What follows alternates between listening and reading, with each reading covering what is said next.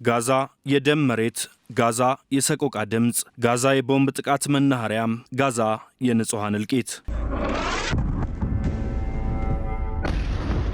ይህ ሁሉ እየሆነ ያለው የተኩስ አቁም ስምምነቱ በመጣሱ ምክንያት ነው። ሐማስና እስራኤልም የስምምነቱን መጣስ በሚመለከት ጣት እየተጠቋቆሙ የጥይት ቀለሃ መለዋወጣቸውን ቀጥለዋል። በምስራቅ ኢየሩሳሌም እስራኤል ባደረሰችው የቦምብ ጥቃት የንጹሃን ዜጎች ሕይወት መቀጠፉም ተሰምቷል።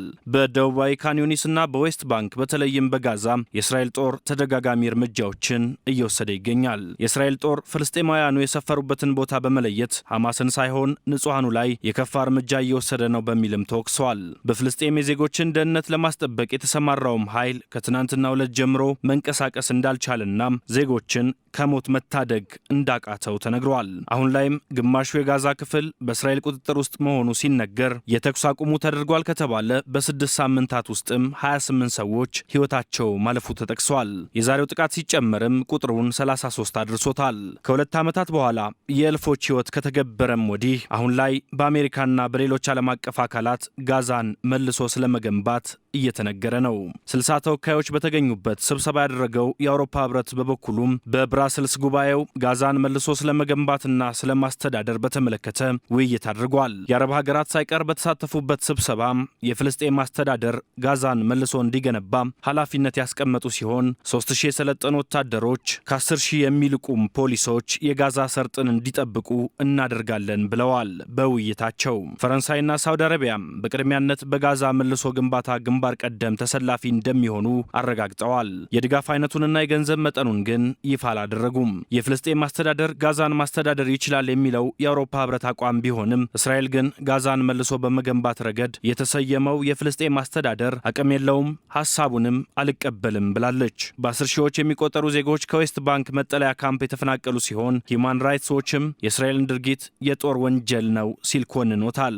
የተኩስ አቁም መደረጉን ተስፋ በማድረግ ወደ መኖሪያ ቀያቸው ወደ ጋዛ የሚመለሱ ፍልስጤማውያን ቢኖሩም አሁንም ግን ስጋት ላይ መሆናቸው ታውቋል። የተባበሩት መንግስታት ድርጅትና የዓለም ጤና ድርጅት ባወጡት መረጃ መሰረትም ሕፃናትን ጨምሮ በሺዎች የሚቆጠሩ ዜጎች በቂ ምግብ፣ ንጹህ መጠጥ፣ ሰብአዊ እርዳታና የሕክምና ድጋፍ ያስፈልጋቸዋል ሲሉ አሳስበዋል።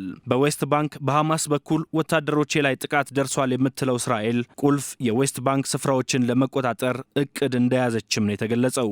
እስራኤል ዌስት ባንክን መቆጣጠር የለባትም በሚል ከዚህ ቀደም አሜሪካ ድምጿን ማሰማቷ ይታወቃል።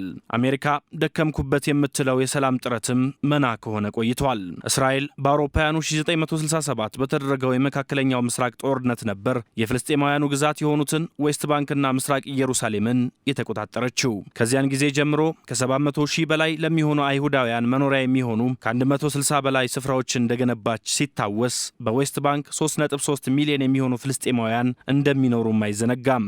አብዛኛው የዓለም አቀፉ ማህበረሰብ እስራኤል እያደረገችው ያለውን ሰፈራም በዓለም አቀፍ ሕግ መሰረት ሕገወጥ ነው ሲል ቢኮንንም እስራኤል ግን ጆሮ ዳባ ብላለች። በእስራኤል በተከታታይ መንበረ ስልጣኑን የሚይዙት አስተዳደሮች ታዲያ ሰፈራዎች እንዲስፋፉ ነው የሚያደርጉት በሚልም ተንታኞች ይተቻሉ።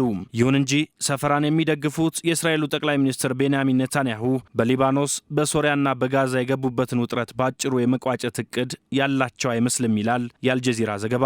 ኔታንያሁ ፍልስጤም የምትባል ሀገር አላውቅም በሚልም የከረረ ንግግራቸውን አሰምተዋል። በዛሬው ዕለትም ከጋዛው በተጨማሪ እስራኤል በደቡባዊ ሶሪያ ክፍል አዲስ ጥቃትን ከፍታለች።